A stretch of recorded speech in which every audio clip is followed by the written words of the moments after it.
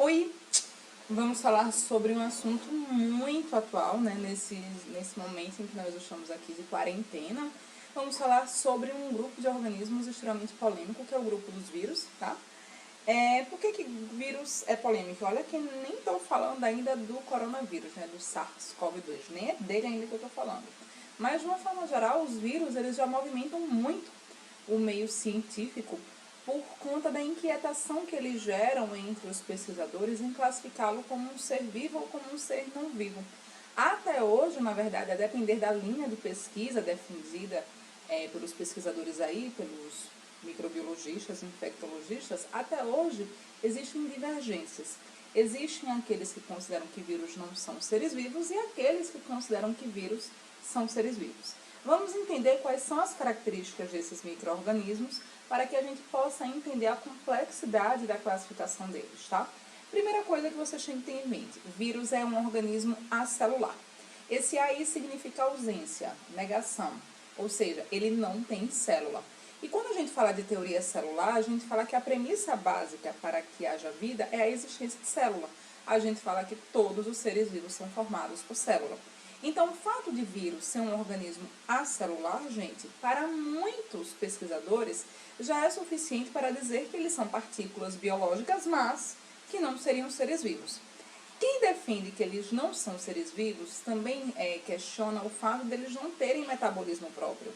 Vírus não tem metabolismo nenhum. Eu não posso dizer que ele é aeróbio, ele é anaeróbio, que ele é heterótrofo, que ele é fotossintético. Eu não posso falar absolutamente nada disso sobre vírus, simplesmente porque ele não tem taxa metabólica. Ele usa a maquinaria metabólica da célula hospedeira.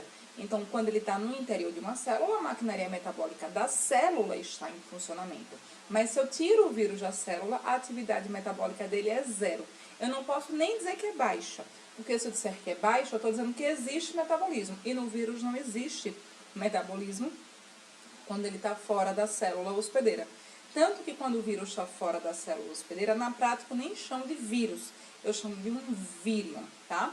Outra coisa, são parasitas intracelulares obrigatórios, o que significa que para terem qualquer atividade, obrigatoriamente tem que estar dentro de uma célula. Eles não têm autonomia.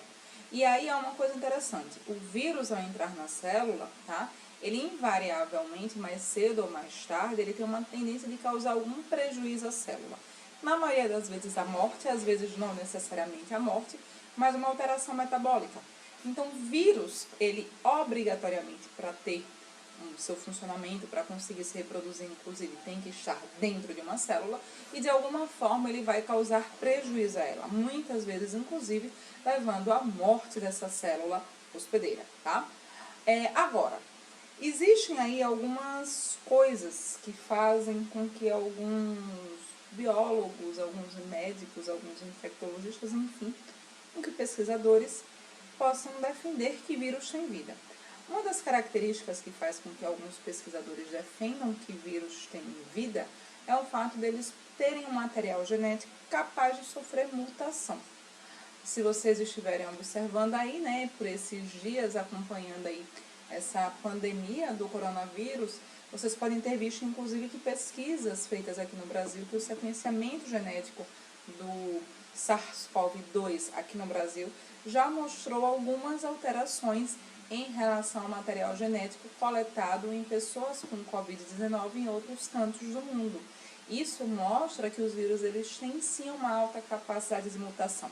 E se mutam, e se sofrem alteração no material genético, isso significa que eles têm capacidade de evolução. Então, veja, vírus tem capacidade de mutação, vírus tem capacidade de evolução.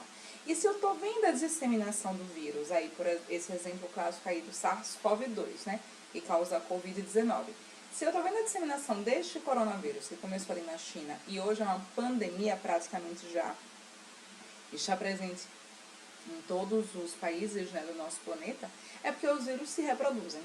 Então, olha, vírus sofre mutação, vírus ele também sofre evolução, vírus pode se reproduzir. Essas são as razões que fazem com que muitos considerem que vírus eles são seres vivos, tá? Mas observem que, pelo fato de serem organismos acelulares, ainda não há um consenso entre os pesquisadores. Tanto que quando vocês falam de taxonomia, a classificação de 5 reinos ou a classificação de 3 domínios, vocês vão ver que vírus não está em nenhum desses sistemas de classificação.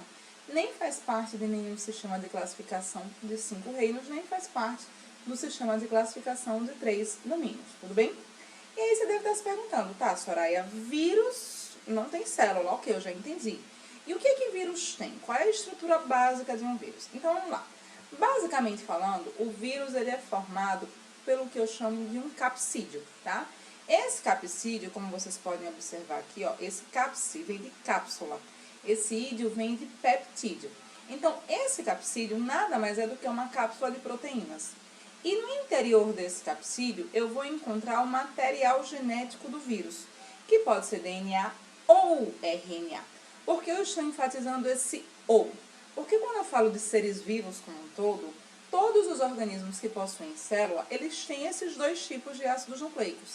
Tem DNA e RNA, mas em vírus não.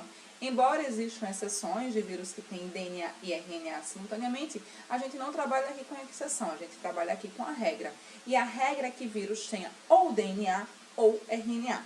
Então, essa é a estrutura básica de um vírus. Uma cápsula proteica, que eu chamo de um capsídeo, e um ácido nucleico. E se eu levar em consideração capsídeo e ácido nucleico, eu posso chamar essa estrutura aí de um núcleo capsídeo. Alguns vírus, porém, têm uma estrutura um pouco mais complexa, como é o caso desse vírus aí que vocês estão vendo à direita. Esse vírus aí da direita, ele é chamado de um vírus envelopado. Ele tem capsídeo? Tem. Ele tem material genético ácido nucleico? Tem também. Agora, ele tem por fora um envoltório extra, um envelope. Geralmente esse envelope aí é lipídico, de caráter lipídico, porque geralmente ele é fragmento de alguma membrana da célula hospedeira desse vírus, tá? Que ele acabou carregando consigo no momento em que saiu dessa célula hospedeira. Quando o vírus tem envelope, olha só, eu chamo de um vírus envelopado, tudo bem?